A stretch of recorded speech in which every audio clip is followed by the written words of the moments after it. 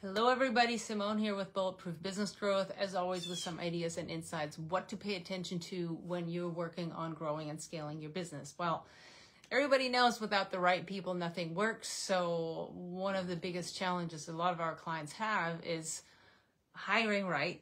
And sometimes that just begins with hiring at all. Because for a lot of people, the challenge is carving out the time to make sure that we get the right people on board. Now, that means for a lot of you, that means taking out hours and hours and hours and hours and interviewing, and in the end, you might not even succeed. So, and it's still kind of tough out there, but the truth is there are good people out there. One of my mentors always used to say, whether you believe you can hire or you don't, you're right. So we have to make sure that you have the right processes in place so you feel good about the processes, so you feel a lot of certainty and clarity when you actually talk to people, so that you can make sure that when you're talking to the right person, you know it, they know it, you can actually succeed in bringing them on board, and then you can set them up right so that they can hit the ground running and knock it out of the park for you. So, you know, there's still a big myth out there that says that to find the right people, you have to do multiple interviews and get to know them over multiple days and all this kind of stuff.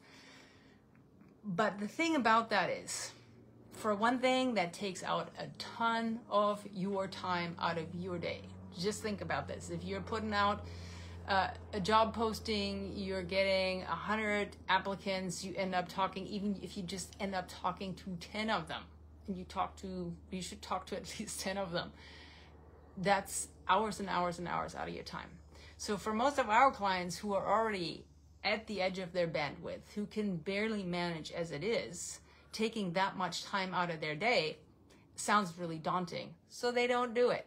So although they know they should consistently be hiring, you should always be looking, you should always be hiring, they don't. So then when the need really arises, somebody quits, they fire somebody, resigns, sick, whatever it is, then you have to hire out of need. And that means you're going to hire whoever can fill the position, even though you have all sorts of red flags going off in the back of your head already, and you still do it.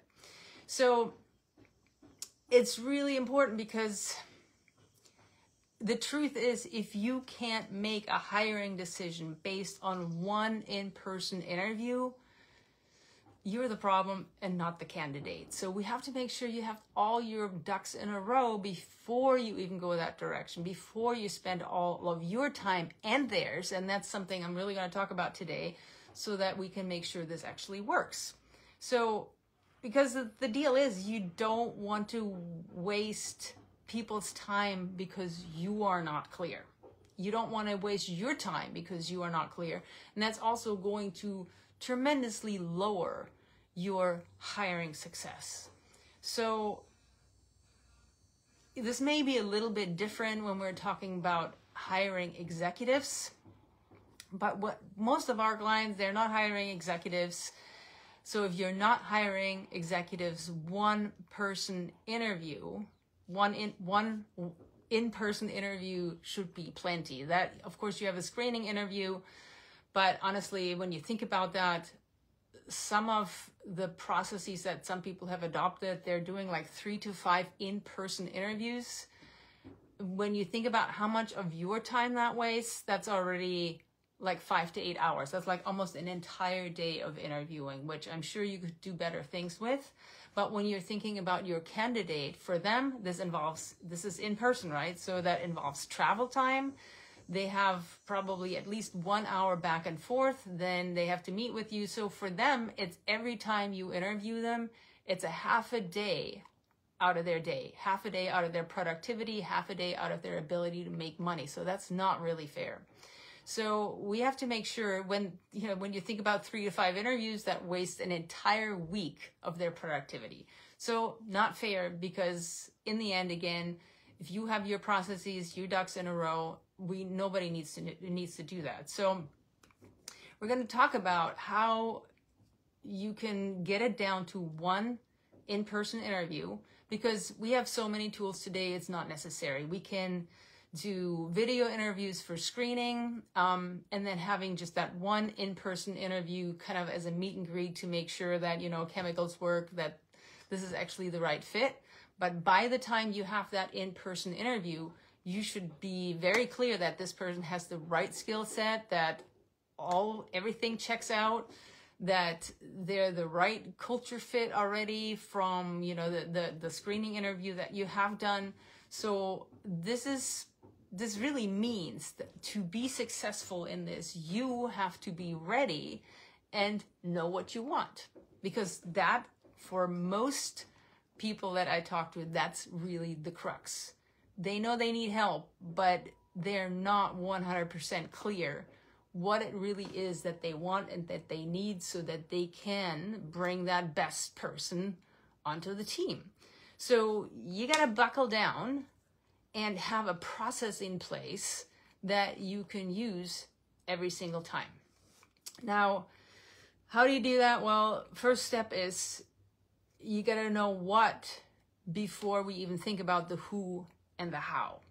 So first step is getting crystal clear on the role that you're hiring for. So that takes quite a bit of footwork, because one thing you have to get really clear about: to be successful in that role, what would that person have to achieve? How does that fit in with revenue production? What would they have to do so that they immediately can contribute to revenue production, so that hiring in this role is actually worth it? Because if you're hiring and you're not clear how that role relates to revenue, that's a really big problem to start with. So in the end, we want a really good job description, so when you are interviewing, you know what to interview for. But we also need to make this a lot more holistic, because that will give you much more information, and that's the information that you need when you do that in-person interview. So much more than just the job description. Part of what you have to get clear about is a few other things. One of them is the impact. Like, when you're thinking about a role, what's your vision for that role?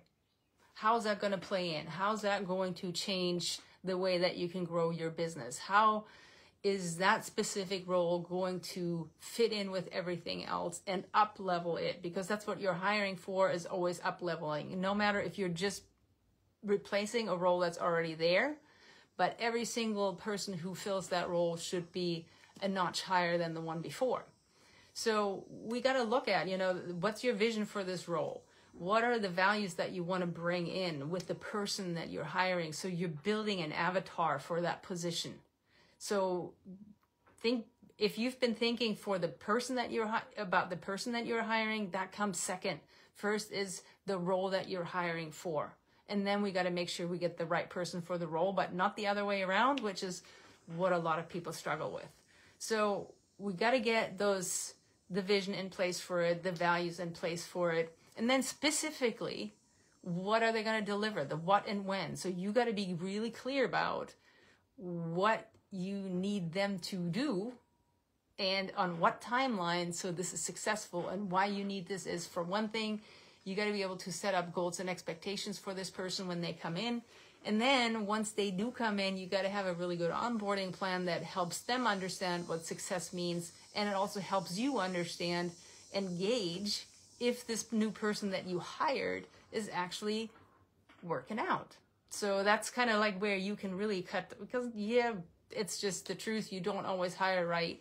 But when you do hire, you want to have really good checks and balances in place so that you can quickly understand if this person is working out or not, so you can quickly make decisions about this and not dragging it out and leaving people in a position for far too long, that if you had really paid attention and if you had your ducks in a row and you had a good process, you would have been able to make that decision quickly and saved yourself, your company, a lot of time, money, and we got to look at that. And then the other part is we need to make sure that we understand what obstacles could be getting in that person's way and what opportunities they also have, so that they can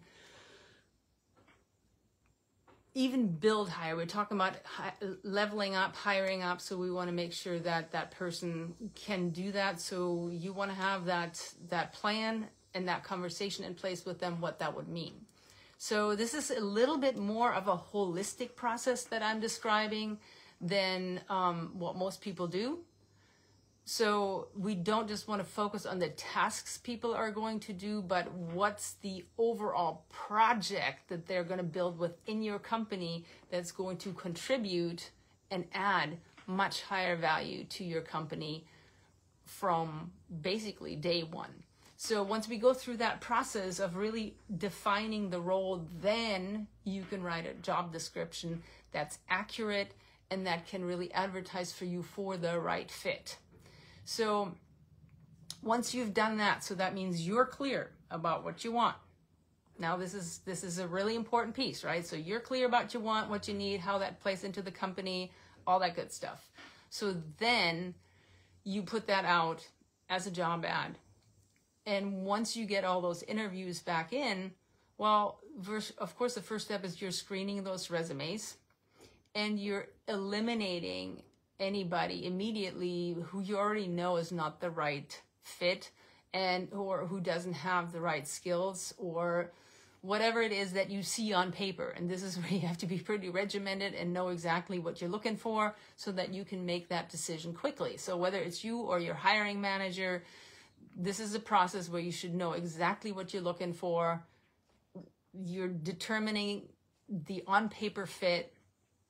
And then the other part about that is you need discipline, because this is where a lot of hiring managers and business owners have a lot of issues, because they're hiring for potential rather than skill set, team fit, culture fit, company fit, right? So we're looking at, on paper, immediately we need to eliminate people who are not the right skill fit, or where there's red flags already. So we have to have a lot of discipline in that process. So move on. When there are people where you're like, oh, this could work out in the future, this is not what you need right now. You need somebody who's going to come in and knock it out of the park for you.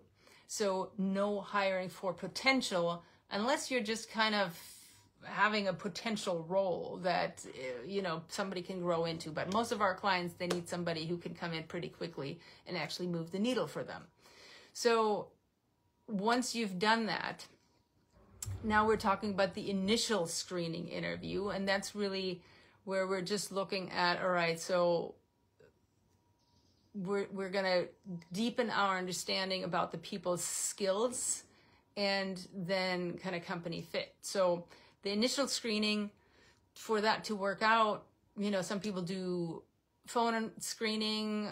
I really like video screening, and I like group interviews on video. Now that's a whole other story, a whole other conversation, but that's one really, really efficient, effective, and interesting way to immediately understand who these people are and how they fit into the company, how they fit into a team, all that kind of stuff. But so before you even go to this screening, again, know who you are as a company. Know who your avatar is that you're looking for. And when you're writing that job description, that job post, leave out all that weird mumbo jumbo that kind of lumps you in with the rest that says, must perform well in fast-paced environments. I mean, we've all read this like thousands of times, and every single job posting says that. Leave it out. Say something meaningful. Only say something meaningful. Everything else, leave that out. So the thought you should be having is, if you were on the other side, if you were hiring, if you were looking for a job, would you say yes to your job posting?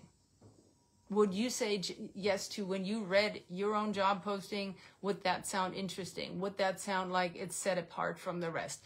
Would that make you think, hey, you know what? I really want to put in my time and energy to show up for this and see if that's a good fit. So we have to instill that initial curiosity in people. So that's why I'm talking about a much more holistic hiring process that also comes out in your job posting and in all the steps, because every single step you have to sell the candidate to be successful with this, right? So if you were looking, would you say yes? Because this is really, once people come in and you're doing that screening interview, you have to be the detective, but that means also you have to know what clues you're looking for that's proving you are on the right track. So resumes, you know, when you're thinking about this, resumes and job descriptions, they only say stuff on paper. And we have to make sure we're clear on that before we even move on into person, in person. So think about the other power tool you want to actually utilize before you bring people in for an in-person interview, and even before the initial screening.